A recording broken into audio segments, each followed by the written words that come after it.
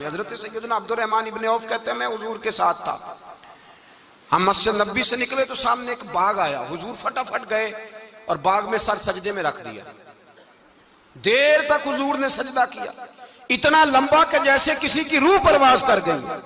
کہتے ہیں میں حضور فارغ ہوئے تو عرض کی حضور اتنے لمبے سجدے کی وجہ؟ تو فرمایا میرے پاس جبریل آئے تھے اور انہوں نے کہا یا رسول اللہ رب کہتا ہے آپ کا جو امتی ایک بار درود پڑھے گا اللہ اس پہ 10 رحمتیں نازل کرے گا، اللہ اس کے 10 گناہ معاف کرے گا، اللہ اس کے 10 درجے بلند کرے گا۔ تو میں نے کہا سجدہ کر کے شکر نہ ادا کر لوں؟ اس بات پر میں سجدہ کرنے لگ گیا۔ اس بات پر ایک دوست کے ہاں بیٹا ہوا، مجھے کہنے لگے مبارک ہو بھتیجا آیا ہے۔ میں نے کہا خیر مبارک۔ بڑے عرصے کے بعد اللہ نے نوازا، میں نے 5 کلو مٹھائی بھیجی آپ کی جانب، دوستوں کو کھلا دیجیے گا۔ میں نے کہا اور کتنی بانٹی ہے؟ کہنے لگے منوں کے حساب سے۔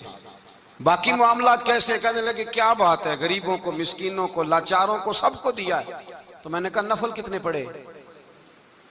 کہنے لگا ٹائم نکالتا ہوں۔ میں ٹائم بیٹا کس نے دیا؟ شکر کس کا ادا کرنا تھا؟ بھئی یہاں حال یہ ہے ہمارا کہ ہمیں 2 رکھتے تھوڑی مشکل ہیں۔ اگر کہا جائے کہ 25 من مٹھائی تقسیم کرنی ہے تو وہ آسان ہے، ہم نے اپنے لیے عبادت کو، ریاضت کو بوجھ سا بنا لیا، اس کو اتاریں، کچھ بھی مشکل نہیں۔ رب کی بارگاہ میں جتنا بندہ جھکتا جاتا ہے اتنا ہی اللہ اسے اور عزت عطا کرتا جاتا ہے۔ بزرگوں سے کسی نے پوچھا تھا کہ میری اللہ اللہ قبول بھی ہے کہ نہیں؟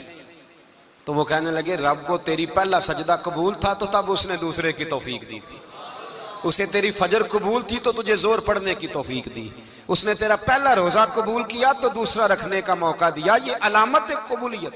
میرے محبوب نے فرمایا بندگی کرو، اس کے حضور آؤ، کبھی کا صلاۃ اللیل پڑھو، کبھی کا تہجد پڑھو، کبھی کا اشراق پڑھو، کبھی کا چاشت پڑھو، کبھی کا اوابین پڑھو۔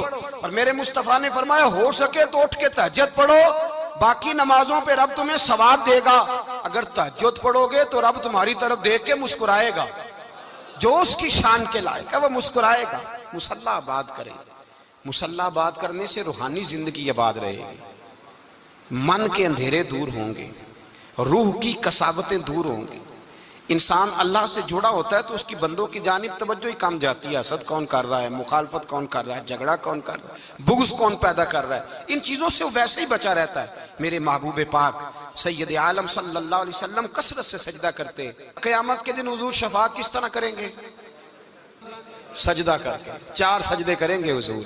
بخاری مسلم میں موجود ہے، صحابہ کرام فرماتے ہیں حضور نے فرمایا جب امتیں پریشان ہو کے نبیوں کے پاس جائیں گی تو پھر میرے پاس آئیں گی، جب میرے پاس آئیں گی